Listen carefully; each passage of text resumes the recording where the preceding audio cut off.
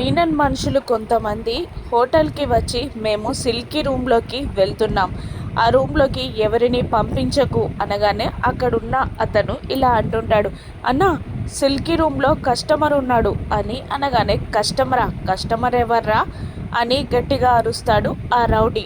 దాంతో ఇంతకు ముందు ఒకడు వచ్చాడన్నా, ఎంత డబ్బైనా ఇస్తా, నాకు సిల్కీయే కావాలన్నాడు, అందుకే పంపించా అని అతను చెప్పడంతో ఆ వ్యక్తి మీనన్కి ఫోన్ చేస్తాడు. మీనన్ నిజంగా వాడు కస్టమర్ కాదురా, వాడు జేడీ టీంలో వాడై ఉంటాడు, ఎలాగైనా ఆ సిల్కీ అరెస్ట్ అవ్వకుండా చూడాలి, ఒకవేళ సిల్కీ అరెస్ట్ అయిందనుకో మన ప్లాన్ అంతా బెడిసి కొడుతుంది, వెళ్ళండిరా తొందరగా అని అరుస్తాడు మీనన్.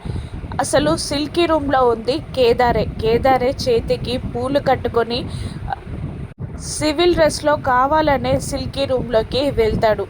డబ్బు కట్టలతో సిల్కీని మెప్పిస్తూ ఉంటాడు కేదార్. అప్పుడే కొంతమంది రౌడీలు రూమ్లోకి చొరబడతారు. ఇక ఇద్దరు రౌడీలు కేదార్ని పట్టుకొని కేదార్ కడుపులో పిడిగుద్దులు గుద్దుతూ ఉండగా మరొక వ్యక్తి సిల్కీని కత్తితో పొడి చేయబోతూ ఉంటాడు.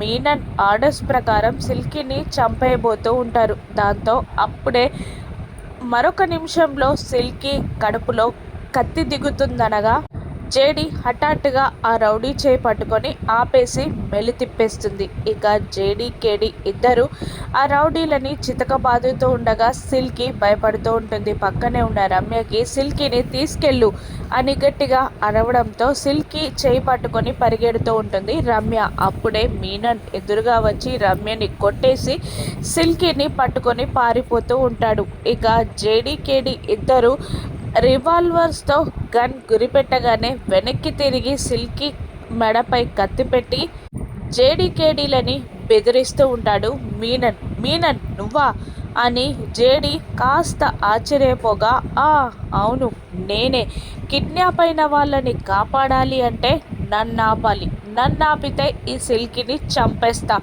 అని బెదిరిస్తూ ఉంటాడు మీనన్. కిడ్నాప్ అయిన వాళ్ళని ఈ సిల్కీని జేడీ ఎలా కాపాడుతుంది, మీనన్ ఆట ఎలా కట్టిస్తుందో జేడీ రాను ఎపిసోడ్స్లో చూద్దాం. Thank you for watching.